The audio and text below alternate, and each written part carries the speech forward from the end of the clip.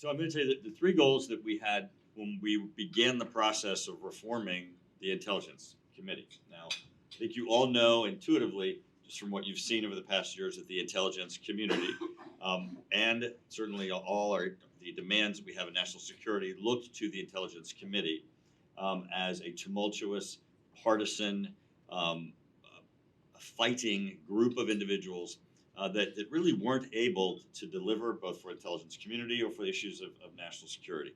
You know, we were all hijacked by the impeachment process. Nancy Pelosi, and this is not editorializing, this is just the linear description of facts of events as they occurred. Nancy Pelosi decided that she wanted to undertake impeachment proceedings against Donald Trump. She looked at the Judiciary Committee and saw Chairman Nadler did not want to put it there, and so she went to her buddy Adam Schiff and sent it to the Intelligence Committee, for which we have no jurisdiction, for which we have no overlap whatsoever in the issues of impeachment, and causing our committee to really digress into a squabbling, fighting group of individuals. We are a group that normally does our work behind closed doors in SCIFs, and suddenly we were on the main national stage. That did significant damage to the relationships in the committee, the work of the committee, its relationships with the intelligence community, and on the issues of national security. So when I tell you reform, I don't have to convince you of the need of it because you saw it all yourselves. You saw our committee change its focus and change its shift. So what were our goals? We had three. One, return the committee to national security.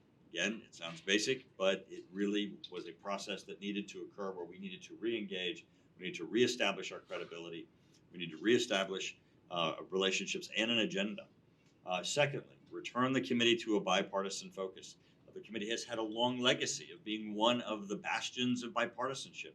And it should, because we're talking about our adversaries that are all our adversaries, not each other, which are not our adversaries.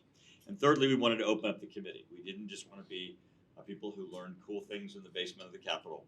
We wanted to be a resource for Congress and for the intelligence community. We wanted to be those who tried to marry intelligence information to policymaking and to actually look what jurisdiction does each committee have, what information do we have, how do we plug into their needs to make certain that they're as educated as possible. On the issue of national security, I had one benefit in that Adam Schiff in last year became very, very engaged in the January 6th committee. So it was almost as if he just he kind of left early the intelligence community. So we were kind of like what you would expect of the kids when the parents aren't home on the weekend. We just pretended that already the committee was making a transition, that the Republicans were going to be in charge. And we had an entire year then to do our strategic plan. How are we going to achieve making certain that we focus on national security, that we work on a bipartisan basis, and then we open up the committee. Those months that we had last year ensured that when we got the gavel this year, we were all ready to work together as a team. And Kevin McCarthy was absolutely committed that this committee was going to make this transition. So much so, that when we had our first organizational meeting, Kevin McCarthy appeared himself at our meeting with Hakeem Jeffries, the minority leader, and both of them turned to our committee and gave us the charge of their expectation that we now work on a bipartisan basis. Now imagine from where we were to we're starting, we haven't even gavelled in yet, and we have the speaker and the minority leader in front of us saying, we expect you to work on a bipartisan basis. We then had myself and Jim Himes stand before the committee and make our pledge to each other that we were going to work on a bipartisan basis, a professional basis. And also then we turned to everybody in the committee. We said, it's time for us all to work on a bipartisan basis. We have a lot to do, and there's not any issue upon which that we need to be divided. I then got to point out some fun things to the room. I got to say, by the way, as you can see, there are no windows in this whole suite. There are no cameras, and there are no audience. If you attack somebody on this side of the room, the only thing you're going to do is piss somebody off over there. You're making no points with anybody else. This is not an arena in which the public is participating on a partisan basis. And then I pointed to the table that was in front of us, and that's where the people come and present from the FBI, the CIA, the NSA. I said, you know what? People who come and present in front of us, they're not just Republicans. They're not just Democrats. There are Democrats and Republicans. They're working together every day. They get up and work together side by side, and they expect nothing less from us. And when they come to our committee and find that we're not working on a bipartisan basis, we dishonor them because we're here to work with them and support them. What's been exciting is that everyone on our committee has supported that and has made that transition. Strong relationships have been formed, strong portfolios have been formed, and strategic plans where they're all working together and doing committee work and making certain that our legislation and our work to support the intelligence community is strong. On the issue of opening up the committee, it had been a long time since other people who were in Congress had even been in the intelligence committee space. We get information that relates to financial services, that relates to energy and commerce, that relate to agriculture. And this information is important and should be in the hands of the leadership of Congress. So we changed our rules by my authority, working in conjunction with my ranking member. I have the ability to take intelligence and share it now with the chairman and ranking member of the various committees. It's been amazing to see their interest and response. They come down, they're eager to learn. The intelligence community has embraced this. They see this as an opportunity to inform Congress. If they're just talking to us, if they're just talking to the Armed Services Committee, they're talking to people who already are predisposed to support national security. To take this information and put it in the hands of those who can work with it really enhances the whole success of Congress, not just the success of our committee. Another aspect of what we've done in the opening up our committee is that we have reached out to the think tank community, to the academic world, to, of course, industry. And we've done so in a way where we've said, tell us what you think that we should be doing.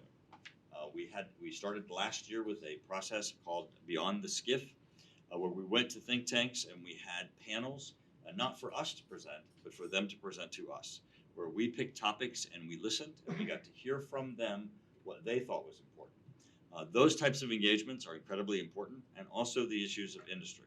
I do get to, and Jonathan Clifford gets to get introduced in every organization and group that I speak before, and I'm always excited about introducing him because it's a change in our committee.